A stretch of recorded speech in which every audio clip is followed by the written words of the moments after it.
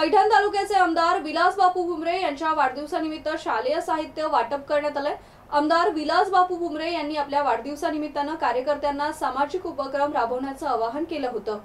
वाढदिवसानिमित्ताने कुठलीही बॅनरबाजी किंवा जाहिरातबाजी न करता सामाजिक उपक्रम राबवून गोरगरीब जनतेला समाज उपयोगी असलेलं समाजकार्य करावं याचं आवाहन कार्यकर्त्यांनी साथ घालत पैठण तालुक्यातील बुरमा येथील महिला सरपंच उषा दिनकर मापारी यांनी गावातील जिल्हा परिषद शाळेतील सर्वच विद्यार्थ्यांना शालेय साहित्य वाटप केलं।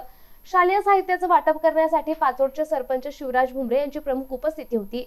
यावेळी जिजापंच भुमरे, दिनकर मापारे, प्रल्हाद मापारी, तंटामुक्ती अध्यक्ष अरुण फटांगडे, शालेय समिती अध्यक्ष महेश लेंबे, पाचोड खुर्द उपसरपंच नितीन वाघ, सुरेश मापारी, गोपीचंद आहेर, कल्याण चिडे, उद्धव मगरे, ज्ञानेश्वर थावर, सनी मापारी, शाळेचे मुख्याध्यापक एकनाथ कुलते, शिक्षक शिवाजी वैद्य, आम्रपाली सोनवणे, शिवनंदा पोपळघट, संदीप बहिर, वैशाली सोनवणे, विष्णू घोळवे, प्रियंका मेहत्रे, सर्व शिक्षक आणि विद्यार्थी मान्यवर तसेच गावकरी मोठ्या संख्येने उपस्थित होते।